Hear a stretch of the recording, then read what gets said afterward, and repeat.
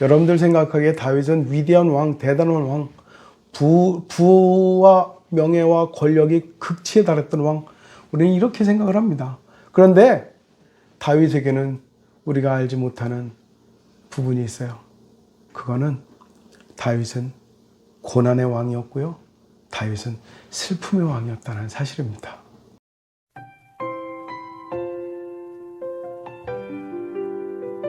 여러분들 생각하기에 다윗은 위대한 왕, 대단한 왕, 부와 명예와 권력이 극치에 달했던 왕, 우리는 이렇게 생각을 합니다.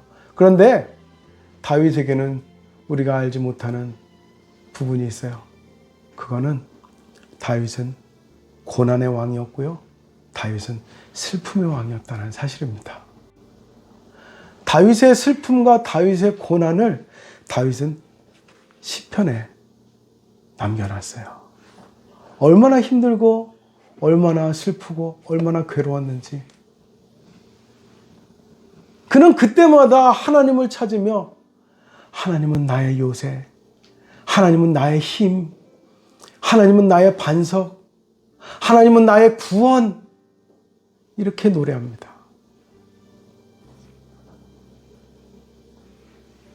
다윗의 노래들을 보면요, 장조보다는 단조가 많을 것 같아요.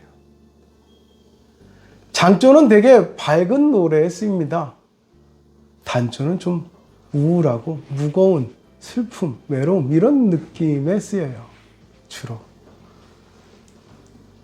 그런데 다윗의 노래는 사실 밝음보다는 어두움, 그늘, 고난, 이런 것들을 노래하는 시가 많습니다. 한 예를 들면, 하나님 어디 계십니까? 하나님 어디 계십니까? 내가 하나님을 갈망합니다. 내가 하나님을 찾습니다. 하나님, 내가 슬픔에 빠져 있습니다. 하나님, 내가 너무 외롭습니다. 내가 너무나도 힘듭니다. 이런 고백이 다윗의 시에 너무나도 많아요.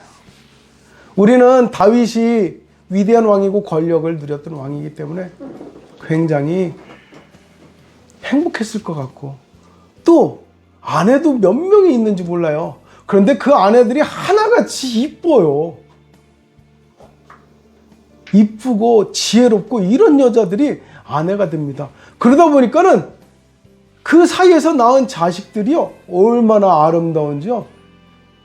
심지어는 한 아들한테는 그 아름다움이 도저히 설명이 안 된다고 써 있어요. 얼마나 아름다웠는지.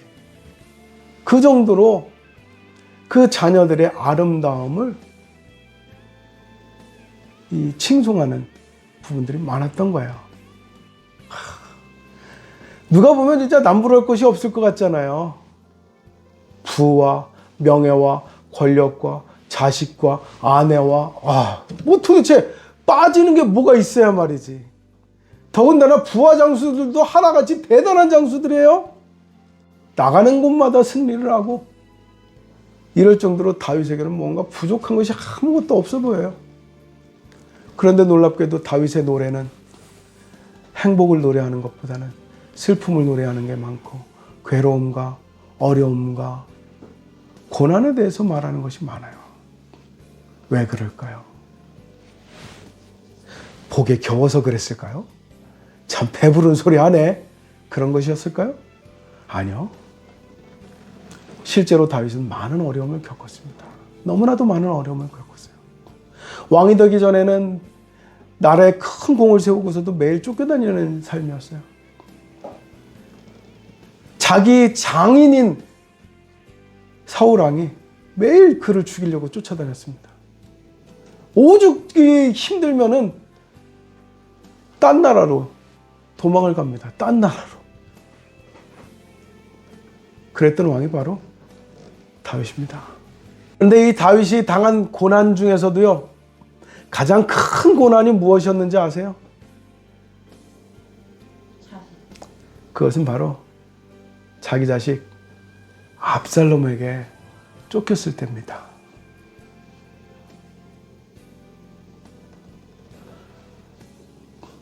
그 압살롬이라는 자식은요, 16명 자식 중에서 가장 으뜸이었어요. 잘생겼고요. 그의 용모가 아름다웠다고 그랬어요. 지극히 아름다웠다고 했습니다. 얼마나 아름다웠는지.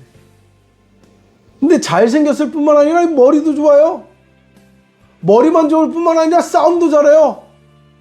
무예도 출중합니다. 그 혈통을 보니까 그 핏줄도 대단해. 그 어머니가 누구냐면 다른 나라의 공주였어. 구스랑 달메의 딸이라고 했습니다. 이름 쓰다 보니까 막 외워져. 이렇게. 이 달메의 딸. 공주였어요. 어머니는 공주. 그러니 집안 내력이 너무 잘생겼어. 이뻐. 동생이 있는데 동생도 너무 아름다워. 오빠도 너무 아름답고 동생도 아름답고. 그래서 용모로도 빠지질 않고 머리로도 빠지지 않고, 그리고 사람들을 이렇게 막 빨아들이는 흡입력이 있는 사람인 거야. 이 사람이. 거기다가요, 자신감도 얼마나 대단한지. 나중에 성경에서 보면은 이 다윗 시대에 제일 강력한 사람이 누구였냐면 요압이라는 장군이에요. 그 사람은 모든 군대의 총사령관입니다. 그런데 그 총사령관 앞에서도요, 꿈쩍하지 않아요. 막 총사령관들한테 막 큰 소리 쳐요. 심지어는 총사령관을 불렀는데 안 온다고 어떻게 하냐면 막 그 총사령관의 밭에다 막 불을 질러버려. 그 정도로 이 압살롬은 대담한 사람인 거예요. 그런데 이 대담한 이 아들, 어떻게 보면은 다윗이 봤을 때 참 저 아들 진짜 훌륭하구나, 저 아들 참 자랑스럽구나 할 만한 그런 아들이에요. 얼마 전에 제 아들이 시험 보고 와가지고 시험을 괜찮게 봤어요. 그래가지고 제가 그 시험을 본 것에 대해서 뿌듯해지더란 말이야. 내 자식이니까. 그런데 이 다윗이 본 압살롬은 얼마나 대단했을까요? 사람들이 막 주변에서 칭송이 막 자자합니다. 아유, 임금님의 아들 압살롬은 정말 잘생겼어. 임금님의 아들 압살롬은 정말 늠름해. 임금님의 아들 압살롬은 정말 사람이 지도력이 뛰어나. 뭐 이런 얘기가 막 들려온단 말이에요. 그럼 아비 된 심정으로 어떻게 했습니까? 정말 어깨가 으쓱해지고 기분이 좋아지고 행복해지고, 그 아들 바라보는 것이 얼마나 행복한지 몰라요. 그렇게 사랑했던 아들. 그런데 그 아들이 다윗에게 보여준 모습은 반역이었습니다.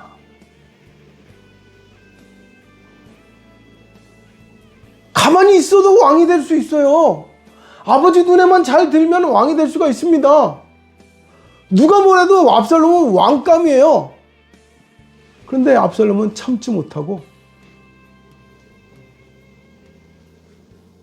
반역을 일으켜서 왕의 자리를 탈환합니다. 그리고 누구를 쫓아다니냐면 바로 아버지 다윗 왕을 쫓아다닙니다. 왜요? 죽이려고. 아버지를 죽이겠다고. 아버지의 자랑이 되는 이 아들이 아버지를 죽이겠다고 쫓아다녀요. 오늘날 우리가 부모로서 자식을 잘 키웠다고 생각하는데 그 자식이 나의 가슴을 찌르고 있는 그런 경우들이 얼마나 많습니까? 어쩌면 우리 자신도 그랬지 않았을까요?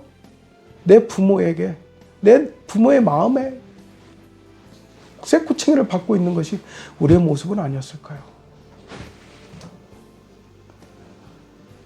다윗 왕은 자식에게 쫓겨서 도망갑니다. 허겁지겁 도망갑니다. 허겁지겁 도망가느라고 자기 사람들도 다 챙겨오질 못해요. 심지어는요, 먹을 것도 제대로 못 챙겨가지고 나옵니다. 얼마나 허겁지겁 도망갔는지. 그래가지고 다윗 왕이 굶고 있다라는 것을 듣고서는 다윗 왕을 쫓았던 사람들이, 따르던 사람들이 떡을 가지고 오고 포도주를 가져오고 과자를 들고 오고 고기를 들고 오고 막 이런 일이 벌어져요. 왜 그랬겠어요? 양식이 없어. 허겁지겁 도망났어. 얼마나 허겁지겁 도망 나왔는지. 제대로 의관도 갖추지 못하고. 왕인데, 위대한 왕인데 행렬이 아주 초라합니다. 그러니까는 한 사람이 그 나귀에다가 이 음식이나 이런 것들을 잔뜩 가져와가지고는 다윗 왕에게 바치면서 그럽니다. 이 나귀를 쓰십시오. 이래요. 얼마나 초라한 행렬이란 말이에요. 한 위대한 왕의 행렬이. 그게 누구 때문이에요? 압살롬 때문이에요. 자기가 낳은 자식, 자기의 자랑이었던 자식. 그런데 사실 이 사건에는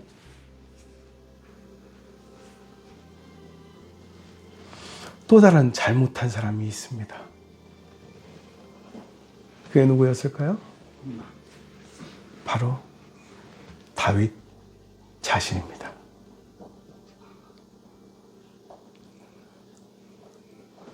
오늘 우리가 읽은 말씀 속에 15절에 나오죠. 그리스도 안에서 1만 스승이 있으되 아버지는 많지 아니하니 그랬습니다. 압살롬은 분명 다윗에게 있어서 대단한 아들이었을지 몰라요. 그런데 압살롬에게 있어서 아버지는 없었던 겁니다. 압살롬에게 있어서 다윗은 아버지로 여겨지지 않았던 겁니다.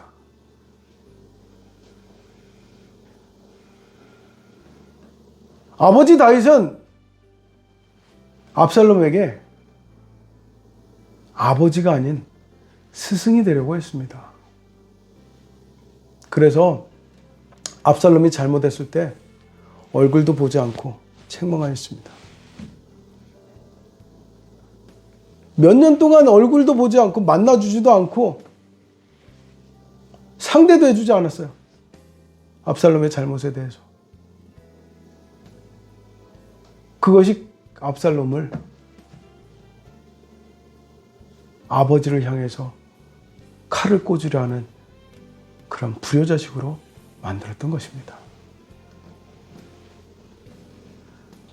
압살롬은 어디를 가든지 사람들한테 인정을 받았어요. 사람들은 다 그를 축해세웠습니다. 심지어는 다윗 왕의 신하였던 사람들조차도 압살롬을 높여 세우면서 당신이야말로 진짜 왕입니다 하면서 그에게 몰려와서 그를 왕으로 추대했습니다. 왕으로 섬겼어요. 그럴 정도로 압살롬은 많은 사람들한테 인정을 받았던 거예요. 그런데 유일하게 인정받지 못한 사람이 있었어요. 그게 바로 아버지였던 것입니다. 누구에게든지 인정을 받았지만 단 한 사람에게는 인정받을 수가 없었어요. 그게 바로 다윗이에요. 압살롬은 다윗에게 인정받지 못했습니다. 그래서 세상에서 나를 인정해 주지 않는 오히려 나를 누구보다도 인정해 주셔야 될 아버지가 압살롬에게는 아버지로 보였지 않았던 겁니다. 나를 끊임없이 책망하고 나를 야단만 치는 그런 아버지. 그런 아버지가 압살롬은 도저히 용납이 되지 않았던 거예요. 그래서 그 압살롬은 아버지를 향해서 칼을 겨눕니다. 그리고 아버지를 왕에서 쫓아내버리죠. 물론 그것이 하나님이 원하셨던 모습은 아닙니다. 하나님의 계명에 어긋나는 모습이기도 하고요. 그렇기 때문에 결국 압살롬의 결말은 비참한 죽음입니다. 압살롬의 그 결말은요, 전쟁터에서 자기가 그렇게 자신의 모습에 심취해 있던, 그 중에서도 가장 아끼던 신체가 있었는데 뭐냐?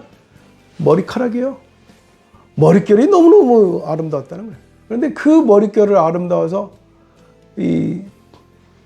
오랫동안 자르지 않고 길렀는데 그 머리카락이 날려가지고는 말 타고 달리는데 이 머리카락이 날려가지고 이 머리카락이 나무까지 그냥 콱 걸려버린 거예요.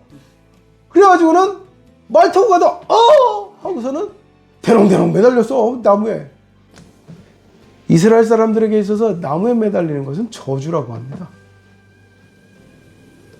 아니 나무에 매달려서 죽는 거야. 하나님을 보시기에 좋았던 모습은 아닙니다. 그러나 분명한 것은 다윗은 이 일로 인하여서 크게 후회하고 크게 슬퍼하게 됩니다. 왜 진작 내 아들을 사랑해 주지 못했을까? 왜 진작 내 아들에게 사랑한다고 말해 주지 못했을까? 왜 진작 내 아들에게 너를 아끼고 너가 대견스럽고 너가 나의 자랑이다라고 말해 주지 못했을까? 그는 압살롬의 죽음을 듣자 대성통곡하게 됩니다. 식음을 전폐하게 됩니다. 그 전에도 자기 자식이 죽은 적이 있습니다. 그러나 그렇게 슬퍼함을 표현하지 않았어요. 그러나 압살롬의 죽음에 있어서는 이로 말할 수 없는 슬픔을 그는 표현합니다. 전쟁에서 이기고 돌아왔음에도 불구하고 군사들을 보려고 하지 않습니다. 그러니 장수 중에 요압이 다윗에게 와서 말합니다. 왕이시여, 내 생각에 차라리 이 전쟁에서 우리가 다 죽고 압살롬이 살았으면 좋았을 뻔했습니다. 맞습니까? 이렇게 물어봐요. 다윗은 말을 못합니다. 평생 자신과 함께 전쟁터를 누비고 다닌 장수들입니다. 자기를 따르는 신하들이에요. 목숨처럼 따르는 신하들이에요. 그들이 죽기를 바라지 않죠. 그러나 자기 자식이 죽기를 바라지도 않는 거예요. 장수 중에 한 명이 죽었다 한들 그렇게 슬프게 울겠습니까? 자기 자식이 죽었기 때문에 그렇게 슬프게 우는 거예요. 압살롬은 알지 못했습니다. 다윗이 자기를 책망하고 자기를 가르치려 든다고만 알았지 자기를 그렇게 사랑하는 줄 압살롬은 죽을 때까지 알지 못하였습니다. 그렇기 때문에 그는 부모를 죽이고 싶었던 거예요. 어쩌면 우리가 부모가 되어 있음에도 불구하고 내 자식을 가르치려고만 하는 스승이 되어 있는지도 모릅니다. 자녀에게 필요한 것은요, 스승이 아니라 부모입니다. 어쩌면 우리도 부모를 향해서, 나의 부모를 향해서 원망과 불평이 있다면 내 부모가 나를 사랑하는 것이 아니라 나를 가르치려고 든다 라는 것 때문일지도 모릅니다. 그런데 아십니까? 내가 가르치려고 하는 중에도 내 속에는 무엇이 있어요? 내 자식에 대한 사랑이 있어요. 아직 다 표현하지 못한 사랑이 있어요. 어버이날, 어린이날만 사랑을 표현하는 것이 아니라 늘상 우리의 사랑을, 부모로서의 사랑을 자식들에게 표현할 수 있는 그런 그런 모습이 되기를 바랍니다. 그리고 자녀들은 우리들이 깨달아야 될 것은 내 부모님이 나에게 사랑을 표현하지 않더라도 나의 인생을 간섭하고 나의 인생을 지적하고 책망하는 그 속에 나를 향한 애정이 있다는 것을 여러분들이 깨달으시기를 바랍니다. 늘 나에게 화내고 야단치는 모습만 보일지도 모릅니다. 그러나 내가 잘못됐을 때 가장 슬퍼할 분이 바로 다윗처럼 내 부모님이라는 걸 여러분들이 깨달으시길 바랍니다. 이것이 부모입니다. 그리고 성경은 오늘 읽은 말씀 속에서 너희는 일만 스승이 되려 하지 말고 단 한 사람의 아비가 되려고 하라 가르치고 있습니다.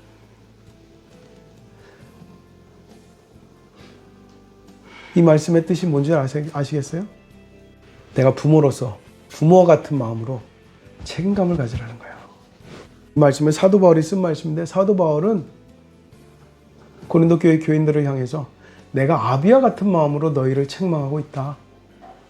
너희를 가르치려는 것이 목적이 아니라 너희를 아비와 같이 아버지와 같이 사랑하고 있는 것이 내 목적이다 라고 가르치고 있어요. 그렇기 때문에 그는 뭐라 하냐면 내가 너희를 낳았다 이렇게 말을 하고 그리고 너희가 나의 본받는 자 되기를 바란다 그렇게 가르칩니다. 여러분 본받는다는 것이 뭔지 아세요? 하는 대로 따라하는 것이 본받는 거예요. 하는 대로 따라하는 것이. 자녀는 부모의 등 뒤에서 배운다라는 말이 있어요. 교육학에서. 그 말의 뜻은 부모가 하는 것을 뒤에서 보고 따라한다는 거예요. 아, 나는 자식이 없으니까. 나는 비혼주의자니까. 나는 결혼을 했어도 자식을 안 낳는 그런 주의니까. 이런 사람들도 있을지 몰라요. 그래서 나는 부모로서의 책임이 없다고요? 난 혼자 사니까 부모로서의 책임이 없다고요? 아니요.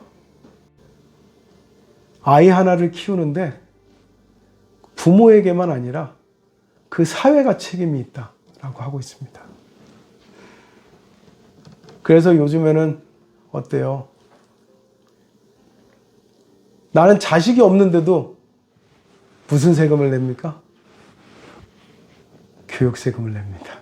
교육세. 이유는 사회 전체가 아이를 양육해야 된다는 거예요.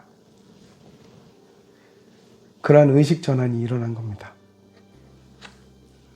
자, 누군가는 나의 본을 받아서 따라올 것입니다. 나의 본을 받아서. 내 자식이 아닐지라도 누군가 나의 뒤를 따라오고 있는 사람이 있다라는 거예요. 그런데 내가 좋은 길로 가고 있으면 누군가 나를 따라서 좋은 길을 만들 겁니다. 계속. 더 큰 길을 만들 거예요. 더 많은 사람들이 따라오면서 그 길은 대로가 될 거예요. 그런데 내가 나쁜 발걸음을 옮기고 있습니다.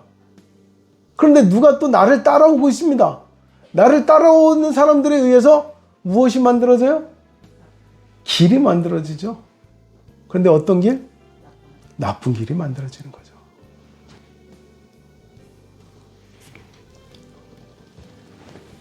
부모는 자연스럽게 자식에게 본이 됩니다. 그래서 부모가 어떤 발걸음을 옮기느냐에 따라서 그 자식들이 어떤 길을 만드느냐가 정해집니다. 이 사회에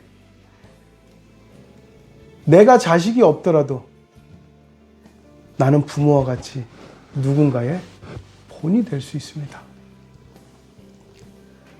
사도 바울은 나를 본받는 자 되라 그랬어요. 그런데 어떤 나를? 예수님을 잘 따르려고 하는, 십자가의 도를 따르려고 하는 그런 나를 본받는 자 되라는 거죠. 그러기 위해서 바울은 어떤 길을 가려고 했겠어요? 그 한 걸음 한 걸음이 얼마나 중요한지를 알았을 것입니다.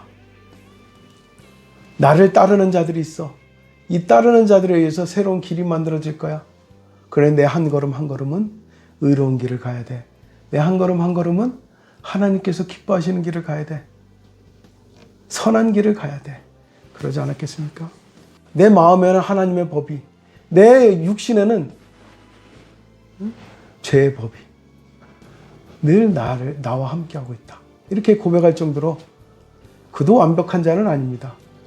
그러나 그럼에도 불구하고 그는 한 걸음 한 걸음이 내 한 걸음이 아니라 나를 뒤따라오는 무수히 많은 사람의 한 걸음이라는 걸 바울은 늘 생각하고 걸어갔던 것입니다. 오늘날 살아가는 우리에게 어버이날이 됐든 스승의 날이 됐든 내가 깨달아야 될 것은 내가 누군가의 본받는 자가 되고 있다는 것. 누군가 나의 발걸음을 따라서 길을 만들고 있다는 것을 잊어버려서는 안 될 것입니다. 그렇다고 한다면 내가 어떤 길을 가야 되겠습니까? 여러분들의 발걸음이 선한 길의 발걸음을 향해야 되겠습니까? 악한 길의 발걸음을 향해야 되겠습니까? 제가 두 번 말하지 않아도 여러분들의 가야 될 길을 아실 줄 압니다.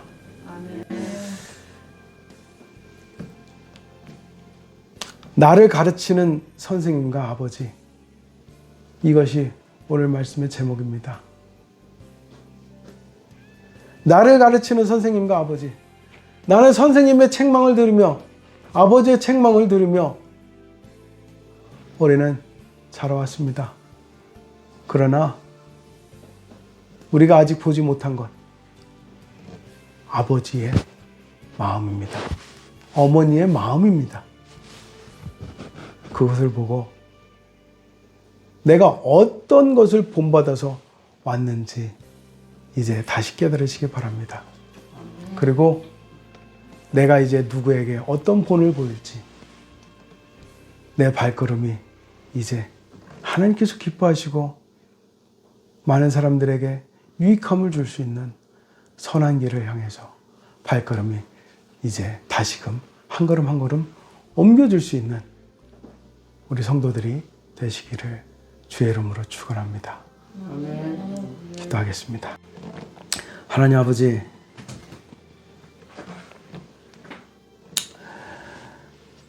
우리가 많은 책망을 들었다고 해서 그 책망 속에서 분노하고 그 책망 속에서 원망하고 이런 모습이 아니라 그 책망 뒤에 있는 나를 아끼는 그 마음을 깨닫게 하여 주시옵소서. 그리고 내가 비록 누구를 책망하고 누구에게 다 표현하지 못한다 하더라도 내 발걸음을 본삼아서 따라오는 사람들을 향하여서 나를 따라오는 길이 좋은 선택이었다라는 것을 자랑할 수 있도록 내 선택이 선한 길을 향하게 하여 주시옵소서. 악한 길에서 악함을 자랑하는, 분노를 자랑하고 원망을 자랑하는, 불평을 자랑하는 그런 모습이 아니라 내가 가는 길이 천국 길이기를 원하고 그 천국 길에서 많은 사람들과 함께 기뻐하고 행복해야 할 수 있는 우리의 모습들이 되게 하여 주시옵소서.